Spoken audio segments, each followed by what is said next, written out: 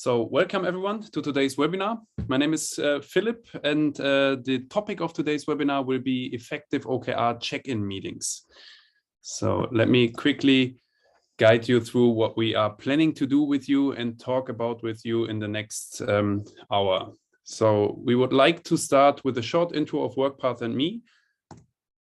So obviously, let me quickly present myself or introduce myself. My name is Philip. I'm responsible for everything around training enablement at WorkPath. Before WorkPath, I was with BMW, being responsible for their overall agile transformation of the IT. And before that, I was working as an agile coach with a small Munich-based consultancy. That said, a couple of words to WorkPath. Who's WorkPath? We are at our core a software company providing an outcome management platform, but realizing that an outcome management platform as a software is only gaining or only giving you the benefits you are aiming for if you follow a specific way of working behind it. We offer end-to-end, on the one end, the software platform, and on the other end, training and enablement at our core, done by ourselves, but with a huge partner network as well. That said, let us quickly dive in with a couple of questions up front. No worries, only 3 questions, then we'll dive into the topic. First one. So I'm joining from Munich, currently in the home office, but our headquarters is in Munich as well.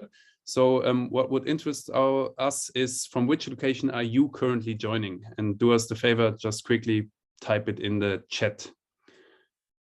Couple locations in Germany, Belgium, London, Tokyo,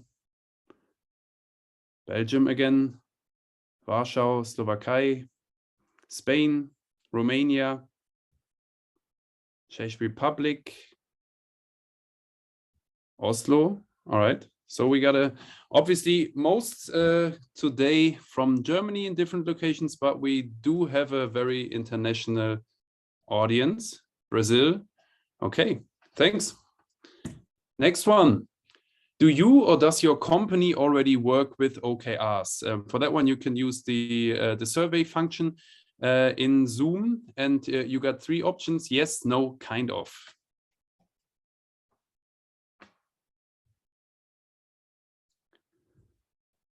Not surprisingly, since it's a webinar on the topic around OKRs, most of you, nearly 70%, say yes. Only a little bit more than 10% say no, not yet, and nearly 20% kind of.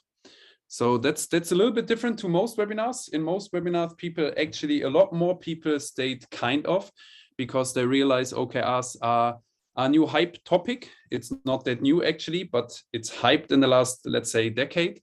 But it's easy to understand, but hard to implement. And that's the reason why a lot of people usually state kind of. And then last but not least, how would you rate the quality of your OKR check-ins, since today's topic is an effective check-in meeting? 1 being we don't do check-ins, and 10 meaning I feel like I invented OKRs and the check-ins are perfect.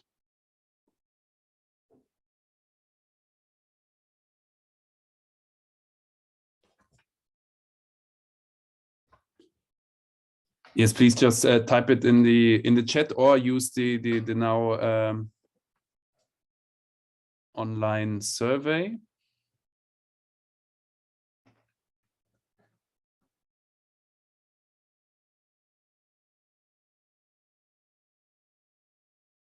Again, very, very mixed response. So we got basically all numbers from 1 to 8 with a couple of percent. Nothing more than 15, 16%.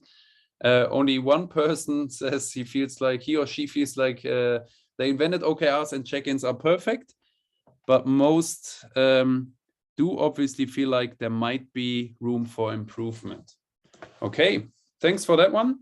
Then let's a quick view on what we want to talk about today. So we would like to start, since we always got an audience with mixed experience and mixed knowledge about OKRs. Let's do a really quick, short OKR basics recap and touch base on the topic on how to make OKRs relevant in your everyday working life. Then let's dive into check-ins themselves. So what are check-ins? What's the goal of a check-in meeting and why do we do it? What happens if we don't do it? And then let's take a look at what a perfect, very effective check-in meeting could look like and what are the topics we want to touch base on there. So taking check-ins to the next level. And then we will still have around 20 minutes time at the end, 20 to 30 minutes time at the end to actually deep dive in your questions. So if any questions arise during the following minutes of the impulse, please feel free to, don't use the chat. You can do that, but it's harder for us to track it. So use the Q&A function offered by Zoom so we can actually in a more structured way move through your open questions at the end. That's it. So what are OKRs and how can we make OKRs relevant in our daily working life? From my point of view, the most important thing to talk about and to understand when talking about OKR basics are not the meetings, the roles, the artifacts, it's the principles the framework itself is built upon. Because being a framework, you have to, and every company who uses it adapts the framework. And every time you adapt the framework, it's very important to understand the principles it's based upon in order to still adhere to those principles when adapting it to your needs and to your working reality. So the first one I want to touch base on, it's eight principles, by the way. The first one I want to touch base on is customer focus. OKRs can increase customer focus. To give you one example, simply by forcing yourself to actually name a customer, internal or external, or a beneficiary in the objective itself. By doing that, you actually can foster a more customer-focused thinking in the whole organization, because everybody will need to ask themselves, hey, is what I'm doing here actually to the benefit of this customer? Next one, we talked about objectives. Next one, key results. OKRs can improve your metric and data-driven decision-making. Again, one example, simply by having leading indicators or indicators at all in your key results. So you got an objective, you know where you want to go, you need a key result measuring whether you get there, and measuring implies we need a metric in there. So by, again, stating a metric which you want to actually measure over the course of a cycle, you can foster a more data-driven decision-making in the organization, because again, everybody will have to ask themselves, hey, is what I'm doing here on an activity level actually moving the needle on this specific metric? Next one, most customers we work with actually state that alignment is one of the biggest topics they want to improve on. So being a multinational or huge corporation, but the same applies actually to scale-ups as well, you realize that an overarching strategy and OKRs are one tool to actually execute a strategy. So an overarching strategy is never implemented by just one unit, one team, one product. It's always including skills and people from different units, teams, products.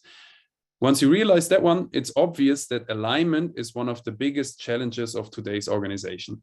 So OKRs can improve your alignment by just simply having a phase at the beginning before starting the actual next cycle where you focus on just aligning what you drafted.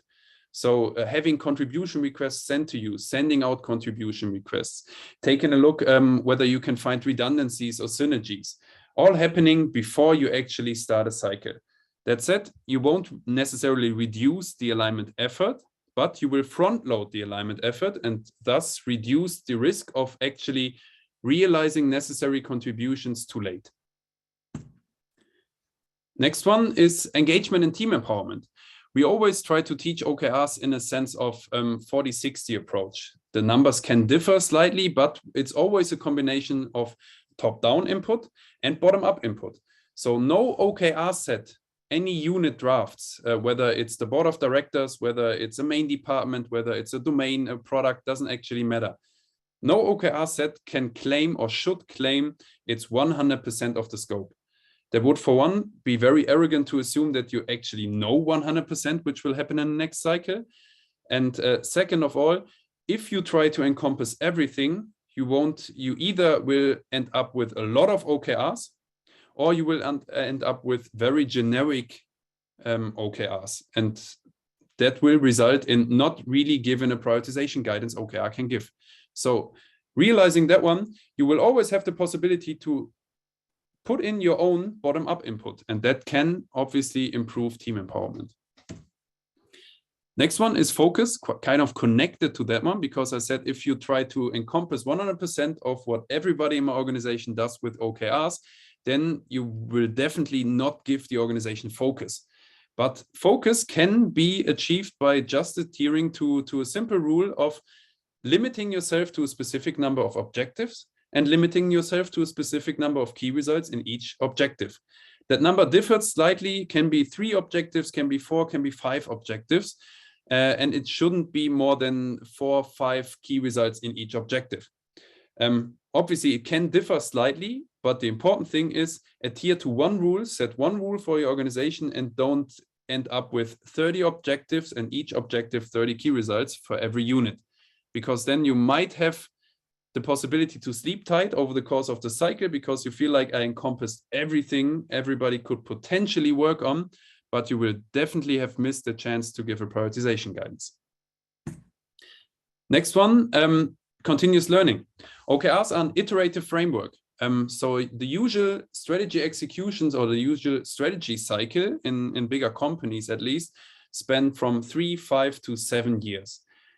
We don't change that, but we are trying to execute the strategy in shorter cycles. So talking about a quarter, a tertial, half a year, or maximum, depending on the level of the OKR structure, 1 year. By cutting it in smaller iterations, you will not only gain the possibility to actually create value more often and measure whether you created value more often, but you will as well gain the possibility to actually learn more often. For example, do a retrospective and at the end of every cycle. So you can actually improve the process of how you actually execute your strategy. And the last 2 are connected. It's communication and transparency and purpose.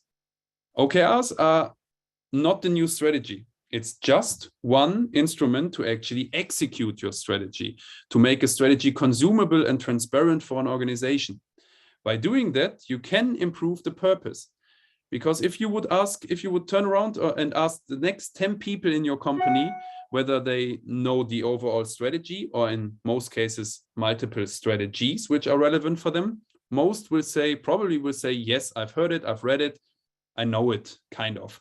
But the second question is the more critical one. If you would ask the same 10 people whether they know how they are contributing with what they are doing on a daily, weekly, monthly, quarterly basis towards those overarching strategies, you will probably get a reversed picture.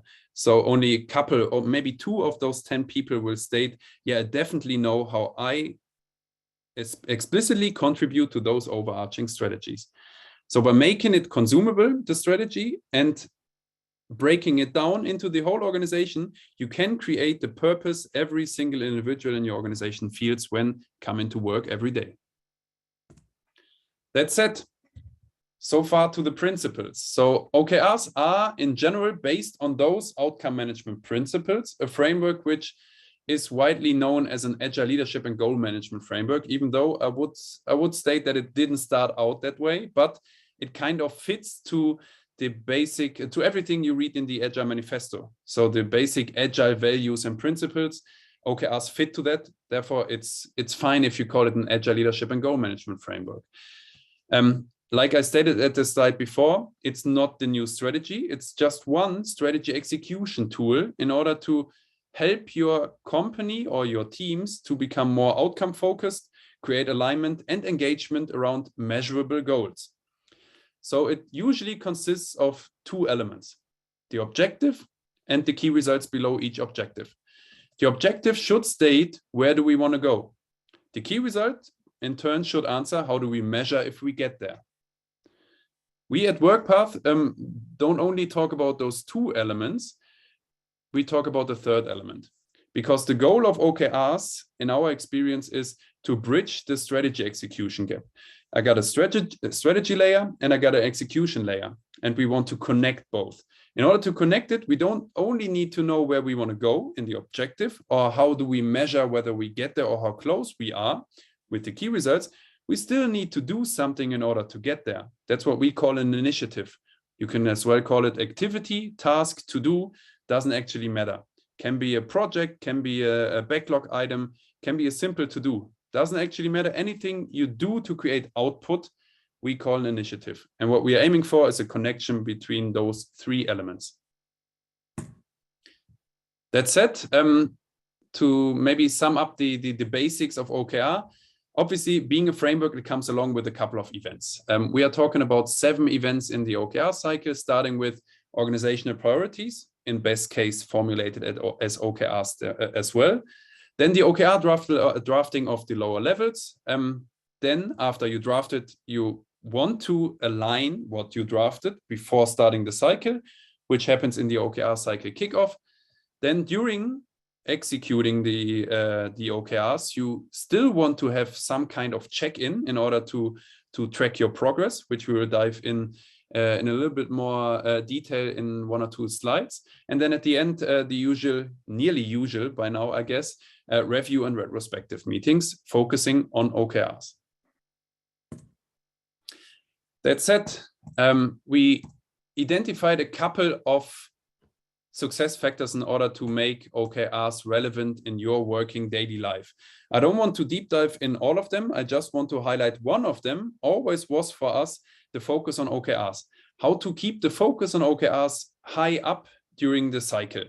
And one of the key success factors and the key potential measures to ensure the relevance of OKRs is conducting appealing check-in meetings, effective check-in meetings, and including them in other meetings of your daily work.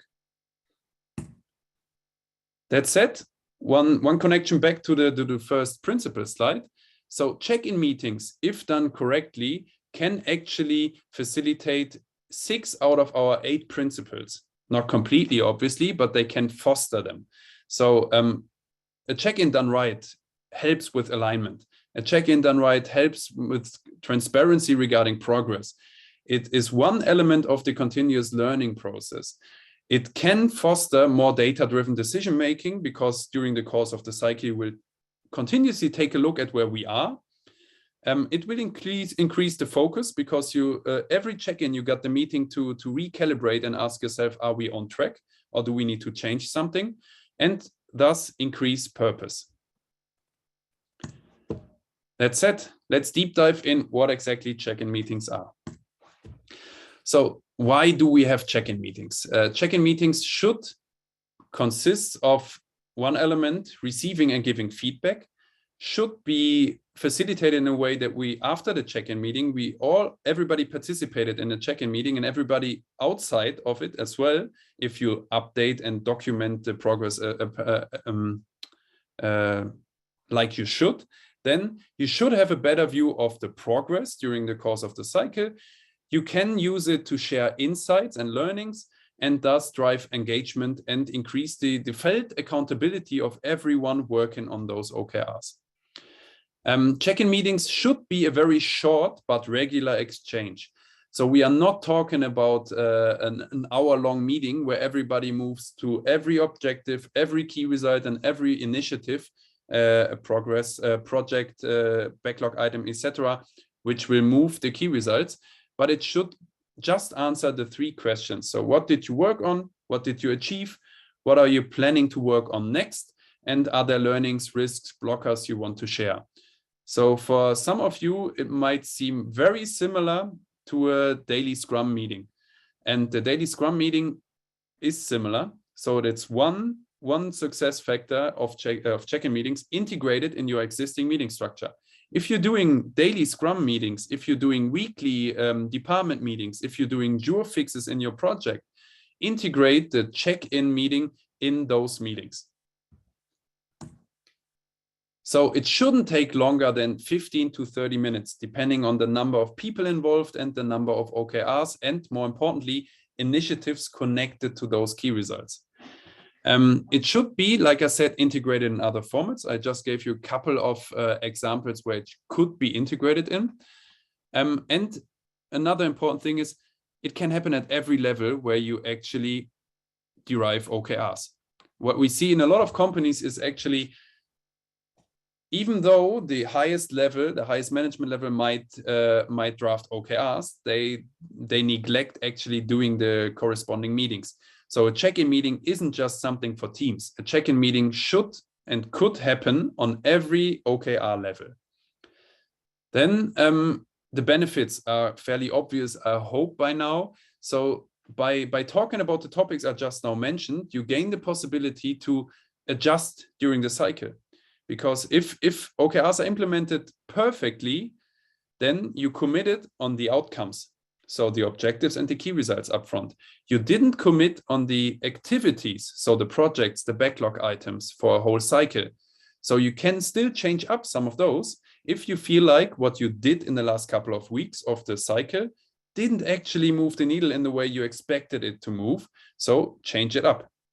Doing a check-in meeting offers you the possibility to realize that there is a need for adjustment. If you don't do it, then what happens in a lot of cases, you draft OKRs, there might be even good OKRs, and initially they maybe raise the motivation of the involved people, but then you put them in a drawer, start working in your usual sprints or whatever other way you chose to create value. And then at the end of the cycle, you open the drawer again, take out the OKRs, and you're surprised that you didn't have the effect you were aiming for. You maybe finished your outputs, so your backlog items, your project milestones, whatever else you use, but those to-dos didn't actually create the value you set out to create in the OKRs. So by doing check-in meetings during the cycle, every week, every 2 weeks, or whatever other rhythm you choose, you gain the possibility to actually adjust. That said, so we already touched base on, we do have OKRs and we do have execution. So we do have the strategy made consumable in the OKRs, and we do have what we actually work on a daily, weekly basis. So for example, backlog items facilitated in a Kanban or Scrum board. What we are aiming for is a connection here. So we connect epics, user stories, to-dos, milestones with key results. Because the objective, as I said, phrase, where do we want to go? The key result says, how do we, whether we got there, or measures how far we got, but we still need to do something in order to get there. And those are the initiatives. So we connect them, then work on them, for example, using Kanban and Scrum, but we want to connect it back. So we need to do check-in meetings on a regular basis to keep track of, is what we are working on, Kanban and Scrum board, actually improving the indicators we put down in our key results. So again, you see the connection between output on the right-hand side, so the initiatives, and outcome on the left-hand side. And by doing check-in meetings, you can connect both and thus actually bridge the strategy execution gap. I teased it in one of the previous slides already. Check-in meetings are not just for teams. Might be the obvious choice for a couple of more old school organizations, but we can make check-ins on management level as well. So if, for example, we do have 3 layers in our OKR structure in your organization, then all 3 layers should conduct check-in meetings, because all 3 layers drafted a target, and all 3 layers hopefully are intrinsically motivated to achieve this target. And as we just learned, check-in meetings are one crucial point in actually making sure that you are on track. And third option could be cross-team check-ins. So you don't necessarily need to limit yourself to just the units which drafted. If you realize that over the course of the cycle, or even upfront, that you do have a lot of dependencies with the neighboring team or the neighboring product, for one, you could start drafting together joint objectives. But even if you didn't do it, cross-team check-ins might be one valuable way to reduce meeting overhead. Because doing a check-in meetings in both silos, and then again doing another check-in meeting aligning what you learned in your respective check-in meetings, seems like overhead. So cross-team check-in meetings are one very valid thing to try out if you realize there are a lot of dependencies. A couple of mistakes you obviously don't need to repeat if you haven't already done so. Most have, actually. So one of the biggest misconceptions we find when working with our customers is that a lot of teams and especially management circles think they don't need to do check-ins. They feel like, hey, we do have meetings in place. Now we draft OKRs, they help us, all good. So they just skip the check-in meetings. Don't do it, because that's connected to the second misconception or mistake. Just making a check-in, either don't make it or do it, but additionally, you have to try to integrate it into existing meetings. Most organizations don't start from scratch. So you do have some form of structuring your value creation. You have some meeting structure in place. So either leave something out of your existing meeting structure and put the check-ins instead in there, or keep what you do and integrate the check-in meeting. So if it's a department, department circle every week, then just put one agenda slot on each meeting where you take a look at the progress of the OKRs, following the questions we talked about earlier. So it's just maybe one 15-minute slot in an existing meeting, and thus you can actually make sure to achieve the benefit you set out to achieve with OKRs. And then a lot of people tend to think OKRs are double work with project management or any other execution form you chose, be it Scrum, Kanban, whatever else. The reason for that might not be that the OKRs or the check-in meetings are actually overhead. It might be that you didn't focus in what you are working on, because a check-in meeting of 15 minutes once a week or every 2 weeks can't be the big overhead. The overhead should usually is found in some other areas. For example, I'm working on 100 initiatives in parallel, so it's kind of already predefined that I won't finish all of them. Now we talked about what are OKRs in general and what is the check-in meeting in general. Let's take a look at how we proposed a very good, effective, an appealing check-in meeting could be facilitated, and how we are actually facilitating it in our tool currently already.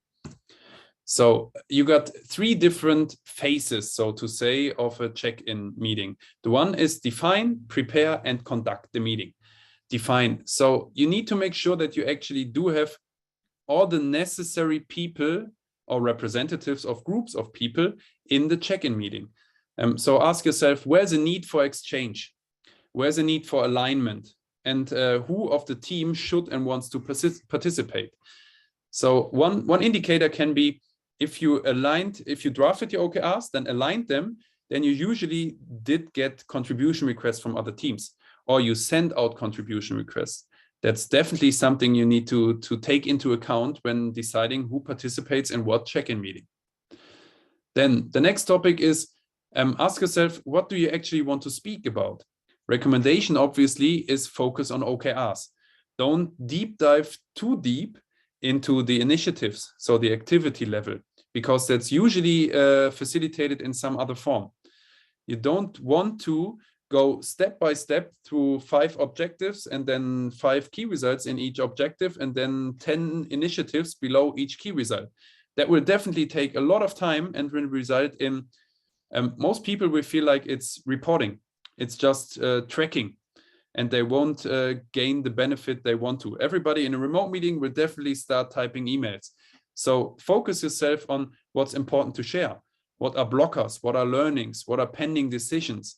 And ask yourself upfront, what are the objectives and the key results I actually want to talk about? So the ones which are simply on track, so everything as anticipated, that's something you don't need to touch base on, at least don't dwell on it. But those where you overachieved already, or you got something to celebrate, put on the agenda. And those where you didn't get as far as you wanted to be at the point where the check-in meeting happens, should be the other point, talking point in there. When to meet, obviously include it into other meetings and align with your maybe existing sprint rhythms. The next phase would be the preparation. So as most very effective meetings, at least in bigger corporation, it needs to be prepared by one person or a limited number of persons upfront. The better it is prepared, the more effective the meeting is for the bigger group who participates in it. So ask yourself, what's the information you actually want to share? link those informations to OKRs in order to keep the OKR focus and save double work. So don't, out of principle, talk about stuff which was already discussed in other meetings. And then maybe besides the preparation, the most important phase is obviously the conduction, so the meeting itself. Nothing new and nothing check-in specific. It's check-in time management. So time box the different agenda topics, jump directly to the goals, don't do a huge introduction, focus on those goals and ask yourself what happened operatively, what changed, what are the risks and blockers, zoom out to understand where the team stands and maybe take a look at where other connected teams stand and update. Very important, update the OKRs together, either as a preparation or done in the meeting itself. Because where's the sense in talking about a progress if you don't make this progress visible to you and every stakeholder? And that's connected to the last point, document your decision, document the progress, and document and define action points which you actually feel you need. That said, as a summary, a very good check-in meeting in our experience consists of 3 clusters, so to say. One is discussion of concrete blockers and the decision on maybe needed escalation. Then discuss contributions and capacity planning adjustments. So you might remember we talked about it in one of our previous webinars. Capacity planning is one crucial element of the OKR cycle. If you work with OKRs but didn't allocate any capacity to it, but the capacity is allocated upfront to other forms, maybe projects only, then don't be surprised if your OKRs won't actually progress the way you hoped they would. So check-in is one possibility to discuss those contributions and maybe needed capacity planning adjustments. Then on the right-hand side, obviously update progress, if not possible, because some of the key results might be drafted in a way that at the end of the cycle, you want to achieve N% of this number, but it won't move until the second half of the cycle, and that works as designed. Obviously, that's not perfect, but in a lot of cases in reality, that's simply true. So you might not have something to update on a progress side, but you can update confidence level. So the major benefit, one of the major benefits of check-in meetings is an updated progress in combination with an updated confidence vote, because only both interconnected give you the insight in where the team and you as a team actually stand. Then bring open questions to attention and take decisions. So that's one possibility, one touch point where you can actually have everyone you need in one meeting. So use it and bring open questions to attention and take necessary decisions. And then in the middle, often forgotten, but very important for the cultural topic connected to working with OKRs, give kudos in your team and celebrate achieved successes. So you don't need to wait for any end of a cycle in order to celebrate what you achieved. If you got, for example, 5 objectives and one is already 70% at the middle of the cycle, use a check-in meeting to say thank you, to appreciate what the respective team members or the whole team has done and achieved and celebrate it. And use that one to share learnings and insights. So why did we move the needle so fast on this one and why didn't we on another one? Obviously, that's done in the retrospective at the end of the cycle, but the check-in meeting can be used to actually facilitate a collection of those learnings and insights during the cycle, so that at the end of the cycle, when preparing the retrospective, you do have a whole list of topics which came up over the course of the cycle in the check-in meetings, which you can draw off and use to actually find the right focus topics for your retrospective as well. That's it from the impulse and the theoretical point of view. Now we do have, like I teased at the beginning, 25 minutes left to actually talk about your open questions or transfer difficulties, bad or good practices. So please feel free to type in everything which pops into your mind in the Q&A function so we can actually address it right now. First one, as I see, is from Harry. You say in a corporate, we have different levels of stakeholders. You have a regular meeting on OKRs on team level, less frequent one on management level, and once a year with top management. Does this make sense? Hard to answer generically, but let's give it a try. So whether it makes sense depends on the cycle length. So what we see in a lot of organizations is that the highest OKR level might have a yearly frequency. So the OKR cycle actually works in a year or half a year. Then the lower levels may be on quarterly rhythm. So that's one indicator how often you should and could do a check-in meeting. But that said, even if you work on a yearly basis, once a year, a check-in meeting is better than none, I guess. But it obviously only gives you the possibility to adjust once. So in worst case, people will use the check-in meeting as the trigger point to actually update progress and confidence levels. So if you do it only once per year, then you will only have the possibility to readjust once per year. So I would advise you to have multiple check-in meetings, no matter which cycle you are having. Obviously, if you work in a yearly cycle on organizational level, you don't necessarily need to do the check-ins every week, but obviously more than once per year. So maybe minimum once per cycle.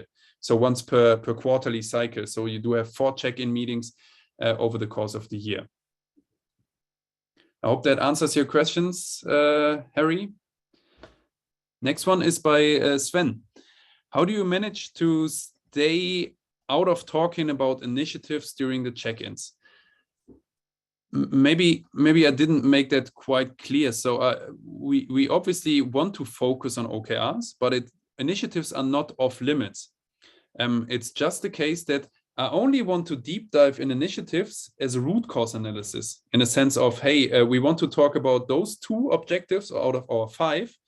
Let's take a look at 1, 2, or 3 key results of those. And if we identify one which isn't actually progressing like we were hoping it would, then obviously the initiatives might be one very important data point in the root cause analysis on your way to finding out why isn't it progressing. So in those instances, it might be a good idea to talk about initiatives, but the way to stay out of it in general is by facilitating and preparing it, just focusing on objectives and key results. So if you use a template, if you use our tool, then don't ask what are the talking points connected to your initiatives, what are the talking points connected to your objectives. The first question should always be, let's take a look at the indicators in our key results, and not let's take a look at the milestones of our initiatives. By having those kind of steering questions prepared up front and facilitate the meeting using those kind of steering questions, it's at least possible to at least partially stay out of talking about initiatives in too much detail. Next one is by Inken. How do you track decisions? Are they linked to the OKRs within your tool? Yeah, you do. You actually do have 2 possibilities. You can take a decision which is overarching, which is then just a team decision.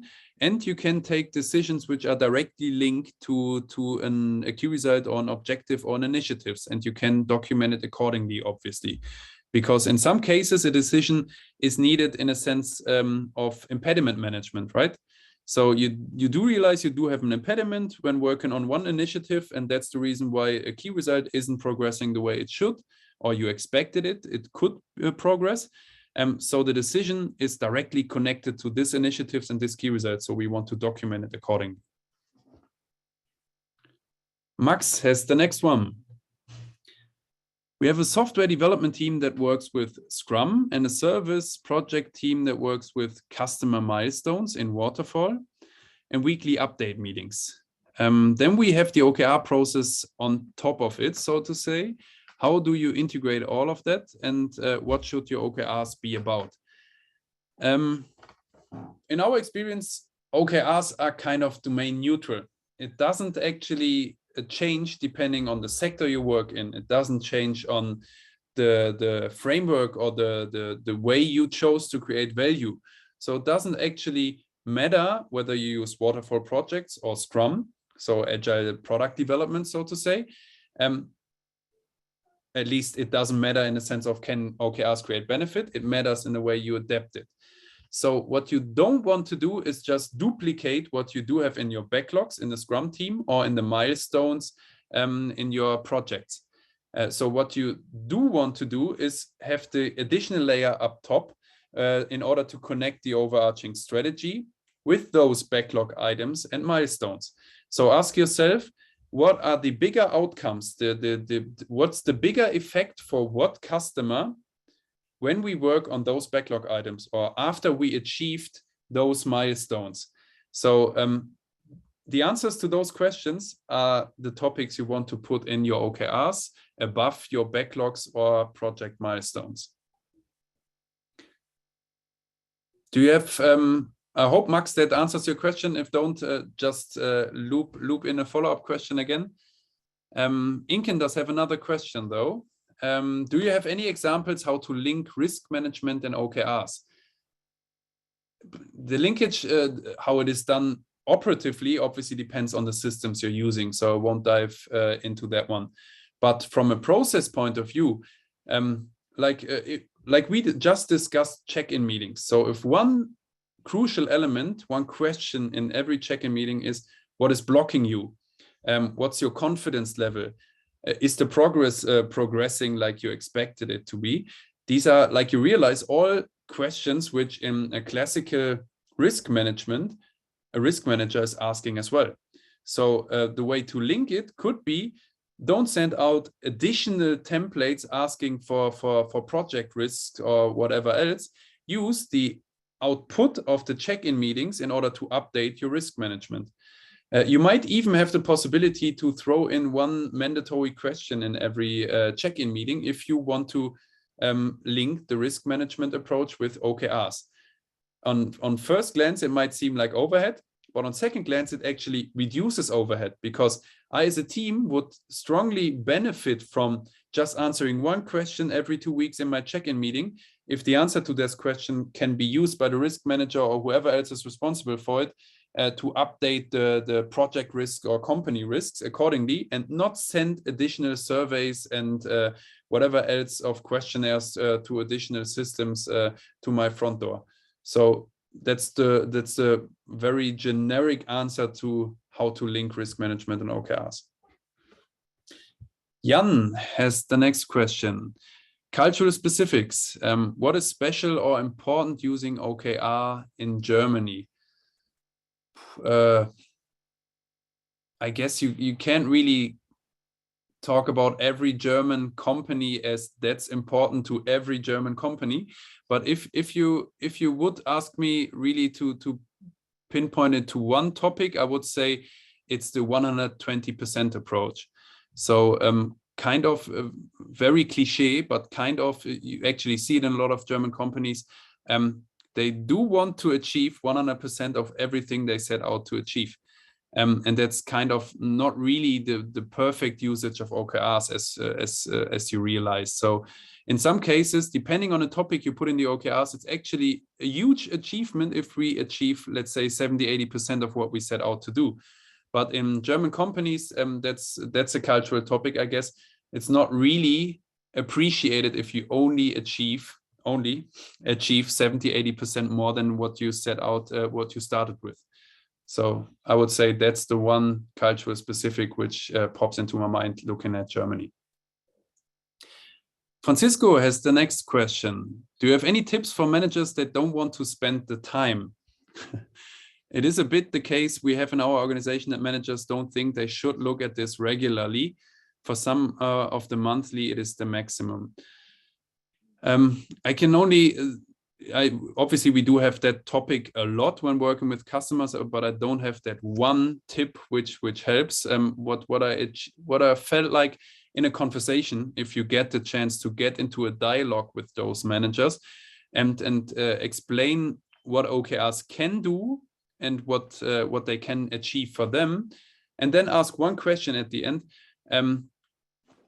whether they don't feel it's time well invested to set a strategic direction for a period of time for a big number of people, and then look into the progress.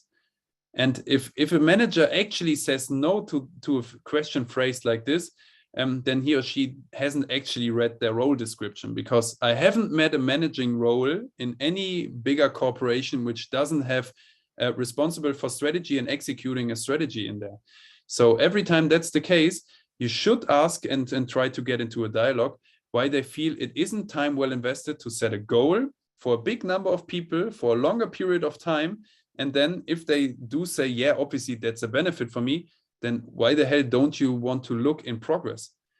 Because that's actually the info you can use yourself to report back on the higher levels. So you always have to try to spin it around and ask, what are their interests in their role? In some cases, more classical organizations, it might be reporting, unfortunately. And even though OKRs are not a reporting tool, it can, as a byproduct, so to say, can satisfy reporting needs as well. And that might be an argument to convince one or two managers to spend more time. Inken has another one. Do you link epics, initiatives, projects to key results in your tool, or how do you make the link visible? Yeah, that's actually one step of the drafting phase before starting a cycle in the kickoff. You actually link back, for example, if it's epics, backlog items, most companies do use Jira. We do have a Jira integration, so you can link the existing backlog items or newly created backlog items with key results. And you can actually create initiatives if you don't use another tool in WorkPath itself and link it to key results as well. The second question you had was, do you also link OKRs with Jira? Yeah, I kind of already answered that one. To make the link visible for people who are mainly working within Jira and not using any kind of OKR tools in their daily work. Yeah, Jira is one of the most prominent examples of an integration. We do have, for example, MS Teams, MS Planner, and some other ones as well. Obviously, because we don't want to bring everybody as often as possible on the tool if it's no use, but we want to make sure that it's updated accordingly, and therefore we use integrations. Matthias has the next question. I'm the head of product and have a weekly team meeting with all my product owners. The products my POs are managing are not tightly linked, so they can largely work independently from each other.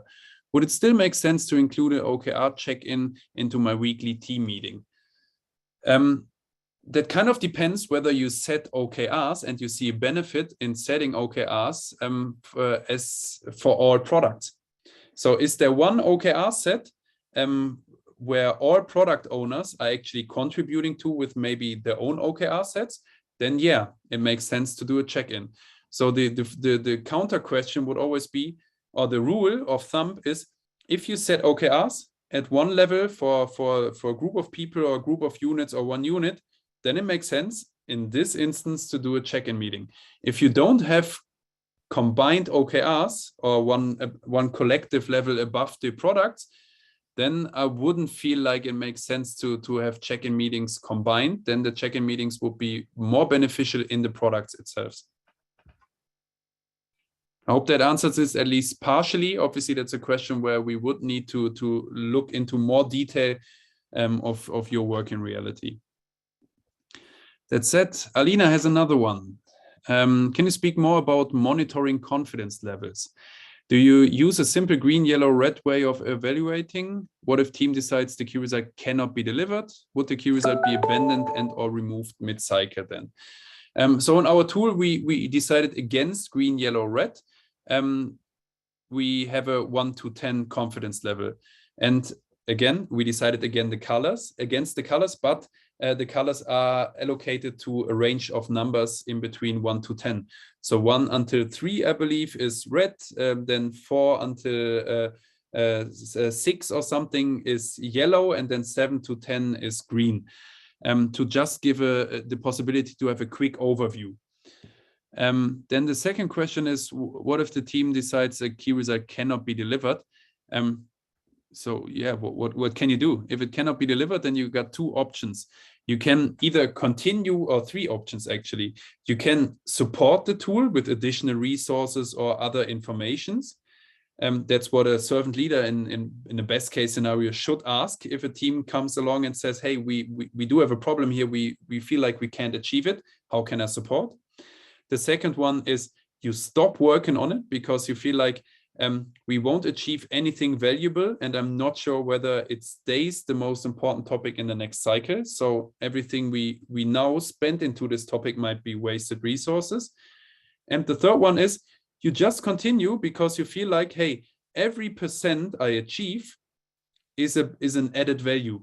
It depends on the topic and the nature of the topic you drafted your OKR around. So if it's actually a topic where any % additional is an additional added value, then keep working on it. And at the end of the cycle, ask yourself, everything you didn't achieve, same as with the backlog management and sprint planning, it doesn't necessarily automatically move to the next cycle, but you ask yourself, is it still the most important topic or around among our most important topics? Then I keep it, but not unchanged. I take a look at what I achieved, change the OKR up, but keep it around the same topic. Those are the kind of questions around monitoring confidence levels. Then we got one question from Anonymous. What do you think about tracking targets in WorkPath? It's something my department wants to implement, and I remember you said it shouldn't be used for reporting or tracking.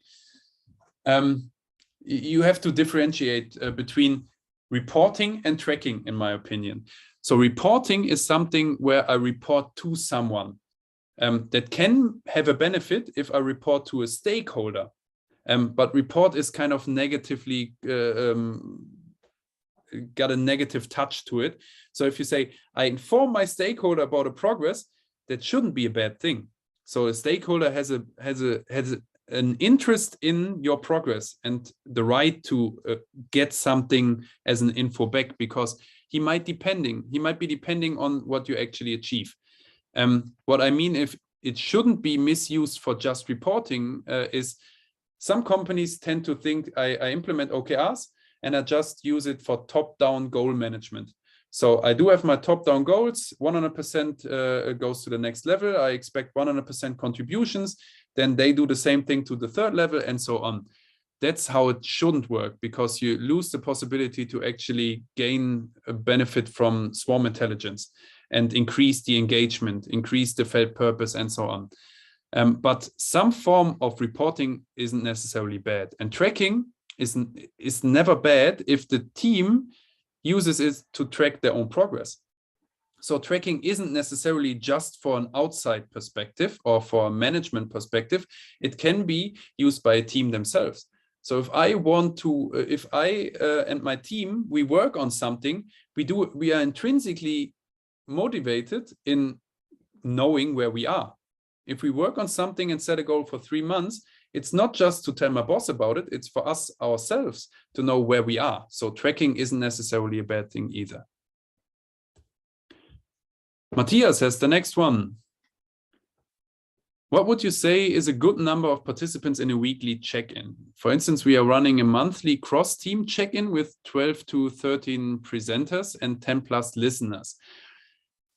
That's very hard to answer from the outside, and I try not to. So I would always ask those 12 to 13 and those 10 plus listeners whether they feel it's beneficiary for them. So a check-in meeting should never be done out of principle. So there is a goal behind it. If you still achieve the goal in having progress, confidence, transparent, in being able to recalibrate and adjust, in showing appreciation, giving kudos, and address impediments, if all those goals of a check-in meeting are still achieved with 12 to 13 presenters, and it's not too long, and too long is relative, again, ask the ones involved in the meeting, and the 10 plus listeners gain benefit out of listening, then why not? So the more important than my opinion, whether those numbers are valid, is the opinion of those 12, 13, and 10 plus. So I would advise you to actually make a survey, ask them after the next meeting or in the next retrospective or whatever else you got in place, whether they feel the check-in, like it is facilitated today, is beneficial for them. I hope that consultant-like and lawyer-like answer helps you. Jan has the last question, and then we're nearly out of time anyhow. Sense of urgency, commitment at management. How to keep it up after initial implementation rush? In my opinion, or in my experience, the best way to keep it up is show some successes. So invite them to an OKR review. If they are not coming, present it in a one-on-one meeting. Show them maybe survey results of the felt purpose or whatever else you're asking in the survey regarding what you achieved with OKRs. So the most important thing in this regard is when starting implementing OKRs or outcome management as a whole, define, looking at the principles again, we talked about at the beginning and then in the middle of the impulse again, ask yourself, what are the current challenges we are trying to facilitate with OKRs? What are the connected principles and benefits we want to achieve? Then try to find a way to measure those principles, the same way you try to measure your OKRs themselves, then measure them actually, and use improvement on those numbers to get more management buy-in. That's one way we try to use it when working with a lot of our customers. All right, only 2 or 3 minutes left to go. No more open questions. Sorry if I didn't address all of the questions in the chat, but at least we addressed every one in the Q&A. So thanks for participating. I hope you got something out of today's session. Please feel free to get in touch with us afterwards on any follow-up topic or deep dive topic. We are obviously happy to discuss those. And you will get a follow-up email, including the slides, invitation to our community, and invitation to some other maybe beneficial events for you. So again, thanks for participating and have a fruitful rest of the day.